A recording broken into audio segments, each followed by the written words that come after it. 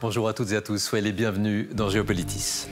Près d'un mois après les ravages de la tempête Daniel qui a atteint la côte libyenne, des corps pourraient encore être retirés des décombres ou repêchés dans la mer. À Derna, ville dévastée par les flots, on compte des milliers de morts et de disparus.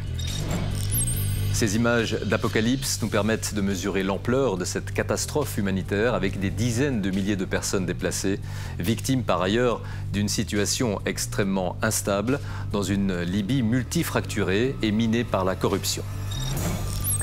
La chute de Kadhafi en 2011 a entraîné une longue période chaotique qui se prolonge aujourd'hui avec 2 gouvernements rivaux et une multitude de groupes armés. De nombreux États étrangers sont impliqués, ils convoitent notamment le pétrole et le gaz libyen tout en souhaitant étendre leur zone d'influence. Nous en parlerons avec notre grand invité, Hassan Salamé, envoyé spécial des Nations Unies en Libye de 2017 à 2020. La Libye n'en finit pas de souffrir. Alors oui, le choc entre les 2 parties rivales du pays n'est pour l'instant plus aussi frontal qu'il y a quelque temps. On assiste même en coulisses à une série d'arrangements en maintenant le statu quo pour pouvoir partager les richesses de ce pays pétrolier. Mais il ne faut pas s'y tromper. En août dernier, de violents combats ont éclaté entre groupes armés dans la banlieue de Tripoli. La fragmentation sécuritaire semble se poursuivre malgré un fragile accord de cessez-le-feu. Les périodes de calme sont donc très précaires et comme si cela ne suffisait pas, les terribles inondations dans le nord-est de la Libye sont venues s'ajouter à la douleur, au calvaire du peuple libyen.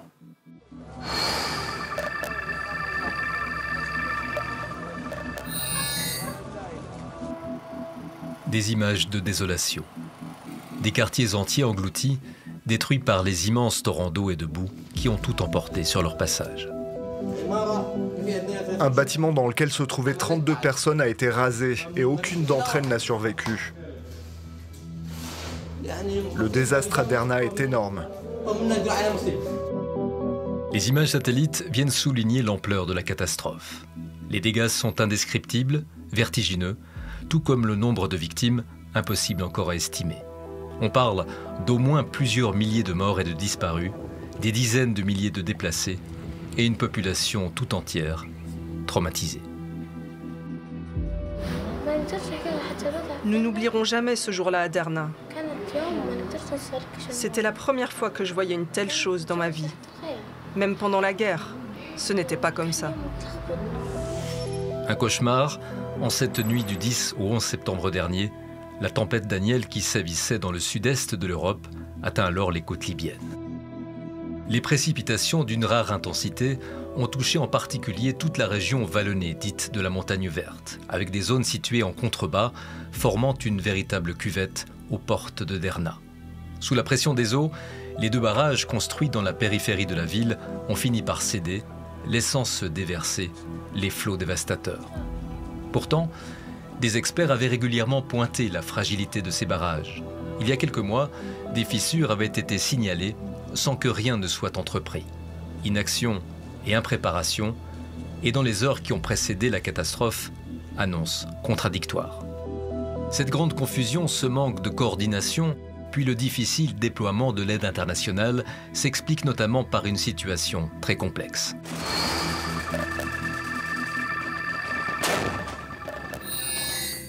La Libye, dans le sillage de la chute de Kadhafi, a connu une longue période de guerre civile, menant à une atomisation du pays et un éclatement des pouvoirs. Résultat, une multitude de milices dispersées et 2 gouvernements qui aujourd'hui se font face. À l'origine, le pays résulte d'un assemblage de régions autonomes devenues provinces. Un découpage traditionnel aboli depuis, mais qui garde une place importante dans la culture et l'histoire libyenne. À l'heure actuelle, l'ouest de la Libye est dirigé par une administration reconnue par l'ONU, basée à Tripoli, celle du gouvernement d'union nationale et de son Premier ministre, Abdelhamid Dbeibeh. L'Est abrite le Parlement, basé à Benghazi, mais dans les faits, ce versant est tenu par l'armée nationale libyenne, dirigée par le maréchal Khalifa Haftar. C'est le véritable homme fort de la partie orientale. Quant à la pointe sud du pays, dont peu d'informations nous parviennent, elle est gérée par les communautés Toubou et Touareg, avec la présence de plusieurs groupes armés.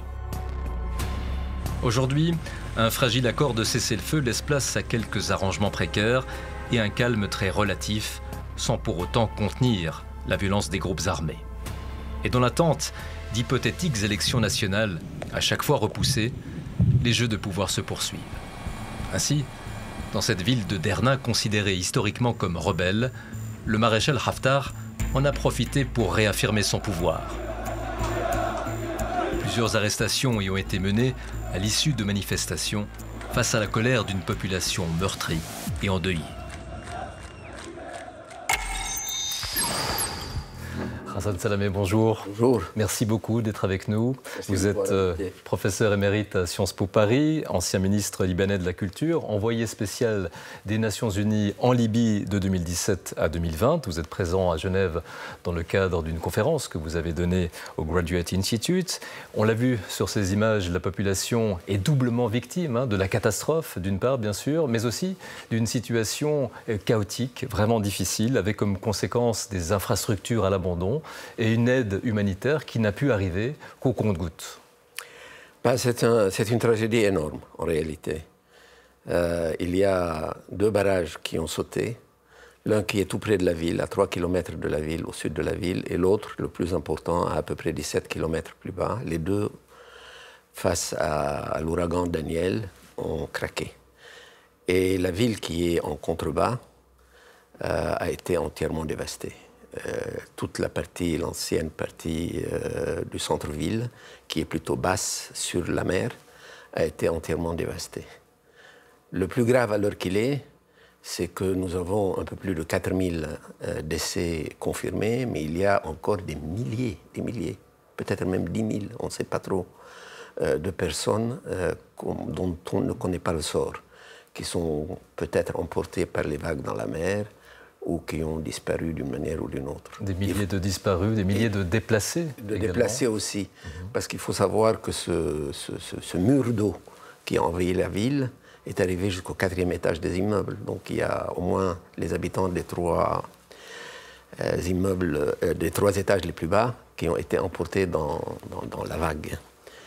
Le plus grave aussi, c'est qu'il y a eu, juste avant ce désastre, des instructions un peu contradictoires de la part des autorités.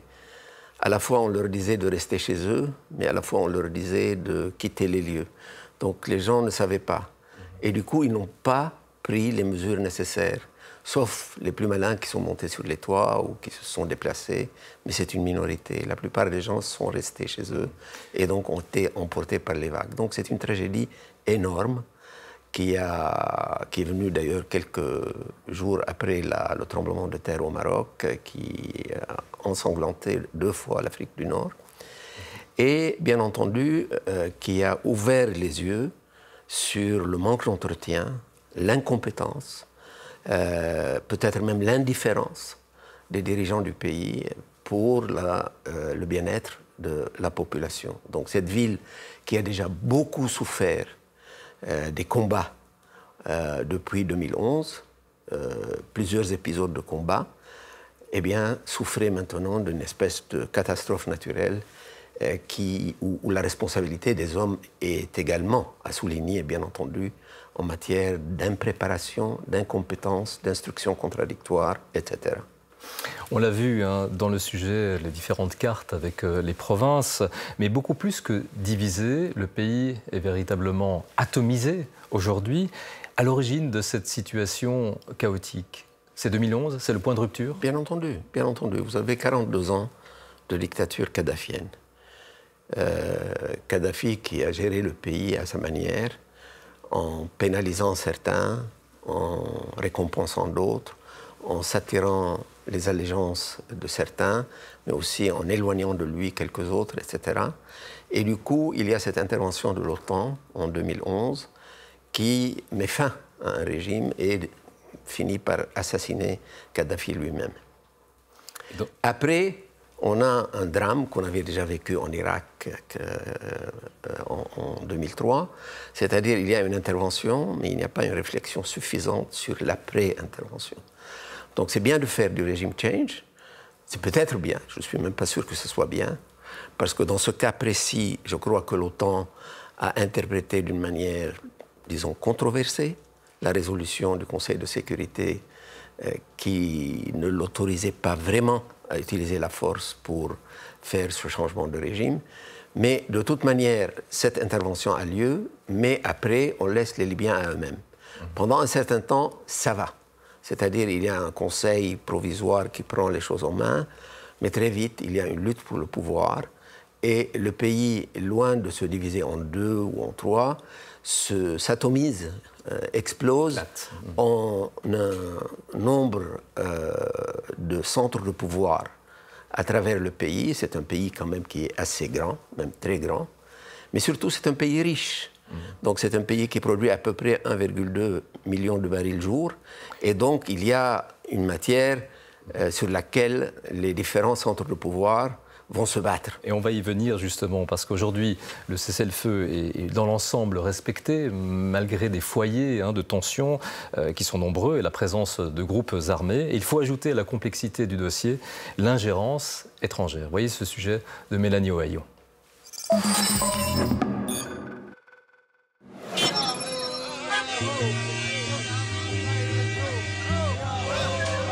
C'était en février 2011, dans la lignée des printemps arabes. Les Libyens se soulèvent contre la dictature du colonel Mouammar Kadhafi. Son clan promet d'écraser la révolte. Nous allons armer 5 millions de Libyens. Il y aura des fleuves de sang dans toutes les villes de Libye. Un mois plus tard, les États-Unis, la France et le Royaume-Uni lancent leur première frappe sur les bases stratégiques pro-kadhafistes après le feu vert des Nations Unies. Chassé de la capitale, Mouammar Kadhafi se retrouve piégé à Sirte, sa ville natale. Lynché par la foule, il meurt le 20 octobre 2011 dans des circonstances encore floues. La fin de la dictature a laissé place à une décennie de chaos en Libye et le champ libre à l'ingérence des puissances étrangères. Bon nombre d'États y voient le moyen de servir leurs propres intérêts et convoitent, tout comme les deux autorités rivales de Tripoli et Benghazi, les gisements de gaz et de pétrole libyens, première réserve de pétrole d'Afrique. Tout d'abord, la Turquie, principal soutien à cette Libye reconnue par les Nations Unies. Ankara et Tripoli ont signé toute une série d'accords économiques, notamment dans le secteur des hydrocarbures. La Turquie lui apporte son appui militaire. Les troupes turques ont largement contribué à repousser en 2020 l'offensive du maréchal Haftar. Et puis l'ancienne puissance coloniale en Libye, l'Italie, a renouvelé son accord controversé avec les gardes-côtes libyens pour freiner l'afflux de migrants vers l'Europe. Le géant italien Eni vient de conclure un accord pour exploiter des réserves de gaz au large des côtes libyennes. Autre allié de poids, les États-Unis qui tentent de contenir l'influence grandissante dans l'autre camp de la Russie. Moscou a réaffirmé son soutien au maréchal Haftar. Il a été reçu fin septembre par le président Poutine après la récente visite d'une délégation militaire russe à Benghazi. En appui aux troupes du maréchal, plus d'1 millier de membres des milices Wagner sont intervenus en Libye. Le gouvernement de l'Est libyen peut aussi compter sur l'Égypte, qui partage une frontière poreuse avec son voisin et craint l'afflux d'armes de contrebande et de combattants djihadistes. C'est aussi un moyen pour le Caire de contrer l'influence de la Turquie et des frères musulmans dans la région.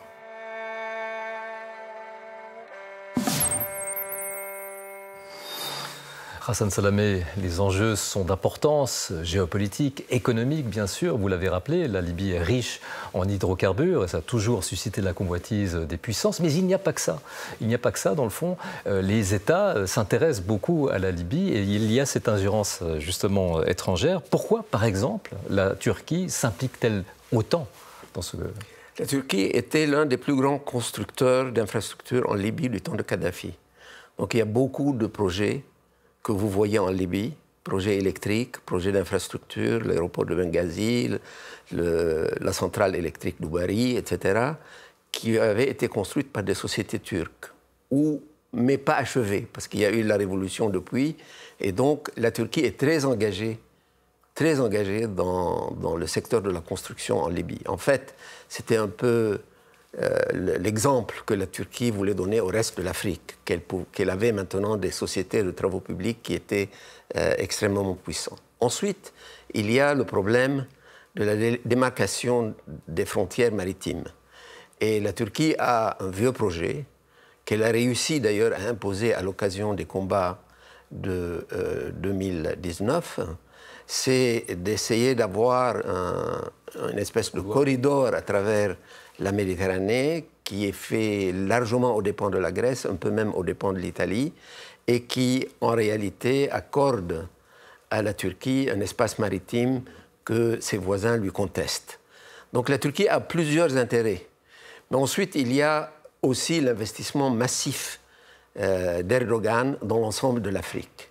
Il faut savoir qu'au cours des 10 dernières années, Turkish Airways, par exemple, a plus de 40 escales en Afrique. Alors, elle partait de zéro. Ils ont construit une base à Djibouti. Ils ont des accords militaires avec plusieurs pays. Ils ont ouvert des tas d'ambassades sur l'ensemble du continent. Donc il y a un intérêt réel de la Turquie pour l'ensemble de l'Afrique. Et la Libye était un petit peu le modèle d'exposition pour eux du temps de Kadhafi, et ils veulent reprendre ce rôle. Voilà, les zones d'influence, évidemment, à l'est, le maréchal Haftar est soutenu par l'Égypte, les Émirats, mais aussi la Russie.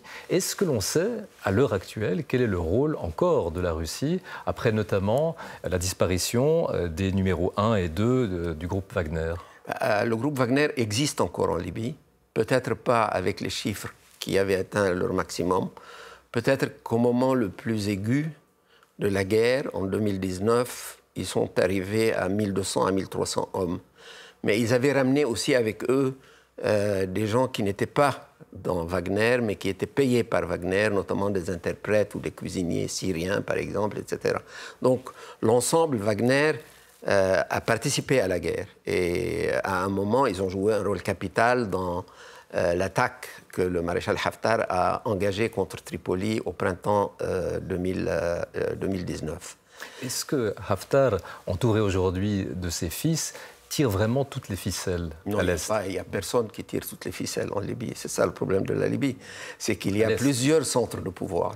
Il y a Haftar, il y a le gouvernement de Tripoli, il y a la grosse milice de Misrata, il y a une milice importante aux Zintan, il y a également d'autres forces dans le pays, il y a le Parlement qui est basé à Tobrouk, il y a des centres de pouvoir variés.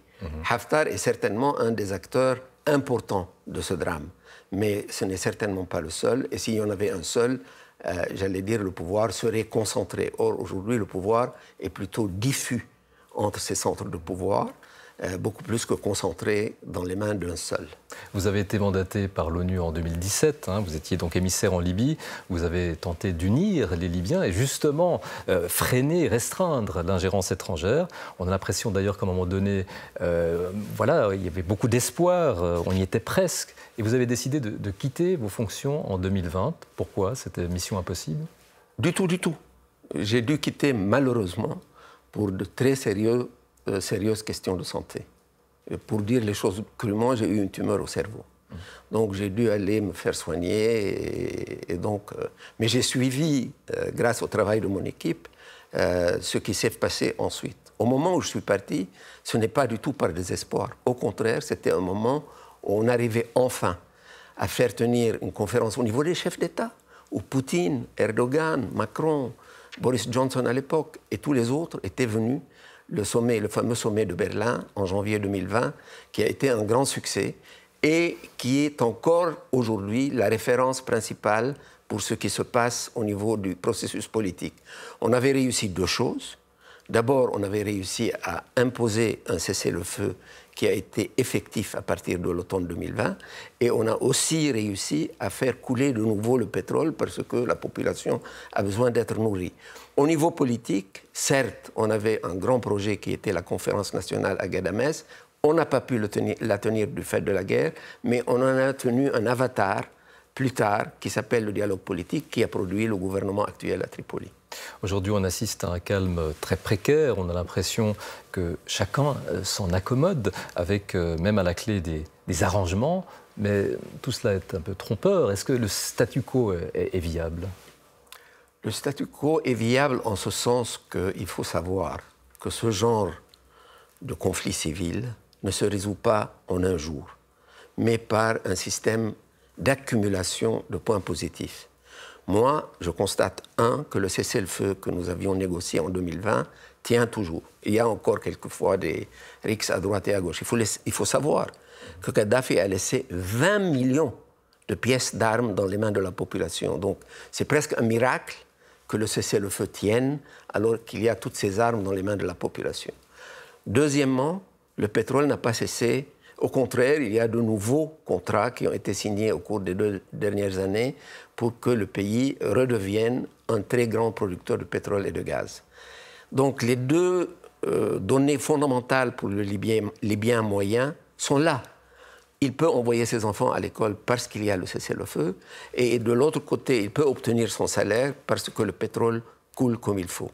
Maintenant, il faut réunifier les institutions. C'est le grand défi qui reste à faire. Et cette réunification des institutions passe normalement par des élections. Or, les différents partis, les différents centres de pouvoir dont je parlais tout à l'heure, veulent faire des lois électorales sur mesure. C'est-à-dire, chacun veut s'assurer que la loi électorale va lui bénéficier à lui. Donc, si on met dans la loi électorale qu'un binational ne peut pas se présenter et qu'il se trouve que le Premier ministre actuel est binational, il va le bloquer. Si on dit qu'un militaire ne peut pas se présenter, M. Haftar va s'y opposer. Si on dit que les représentants de l'ancien régime ne peuvent pas se présenter, le fils de Kadhafi va s'y opposer. Donc, comme vous avez une multitude de centres de pouvoir, à chaque fois qu'on vient pour élaborer une loi électorale, on arrive à ces vétos de fait qui retardent. Mais ça va aller dans ce sens. Il faut avoir un peu de patience. Moi, je suis assez confiant que dans les mois, peut-être les années, mais je crois les mois qui viennent, on va pouvoir arriver à faire accepter une loi électorale qui ne soit pas, comment dirais-je, descendue au fusil par l'un ou l'autre groupe. Merci beaucoup, Hassan Salamé. Merci de votre présence. Je rappelle que vous étiez envoyé spécial des Nations Unies en Libye de 2017 à 2020. Merci à vous. À ce dossier complexe et tragique vient s'ajouter un autre drame, celui des migrants, avec notamment la Libye comme pays de transit. Mais les routes se déplacent et de nombreux migrants se retrouvent bloqués à la frontière entre la Tunisie et la Libye. Mélanie Ohayo.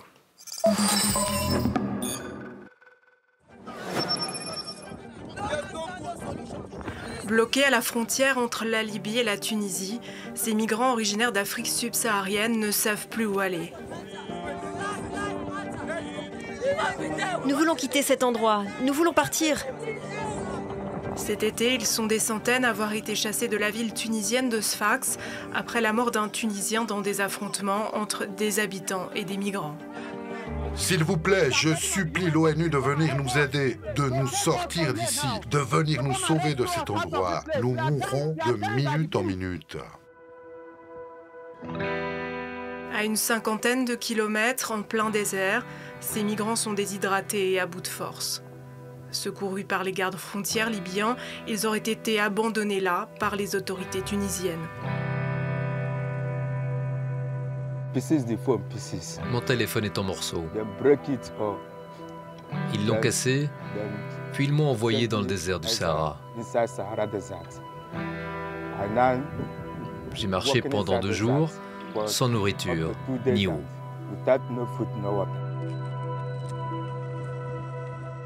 Certains ont pu trouver refuge dans un centre d'accueil du Croissant Rouge tunisien.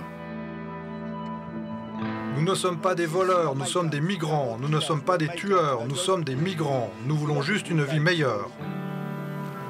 La Libye et la Tunisie sont des terres de transit pour de nombreux migrants qui souhaitent rejoindre l'Europe. Cette année, les arrivées au sud de l'Europe ont augmenté et poursuivent une tendance à l'augmentation depuis la fin de la première vague de Covid-19. Mais elles restent bien en deçà du pic de 2015. Cette année, sur les principales routes de Méditerranée, la grande majorité ont traversé depuis la Tunisie et dans une moindre mesure depuis la Libye et l'Algérie.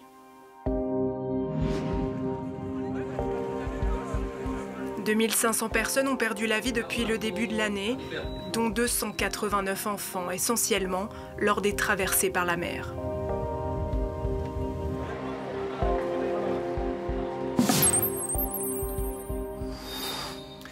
Et plusieurs organisations ne cessent de rappeler les conditions de vie déplorables en Libye de milliers de migrants dans des centres de détention officiels et non officiels. Dans ce dossier libyen tragique, il nous parvient aussi parfois quelques images symboliques plus heureuses. L'image d'une équipe de football de Libye, entre guillemets réunifiée, qui a pris part cette année aux éliminatoires de la Coupe d'Afrique des Nations. L'an dernier, l'équipe avait pu retrouver son public à Benghazi après 9 ans d'exil. Tous portent aujourd'hui le même maillot et entonnent l'hymne national dans un esprit qui se veut rassembleur. C'est sur cette note qui ne nous fera pas oublier pour autant la tragédie libyenne, mais qui nourrit symboliquement un peu d'espoir, que nous nous quittons. Merci de votre fidélité sur RTS 1, sur TV5 Monde et sur notre chaîne YouTube. À bientôt et bien à vous.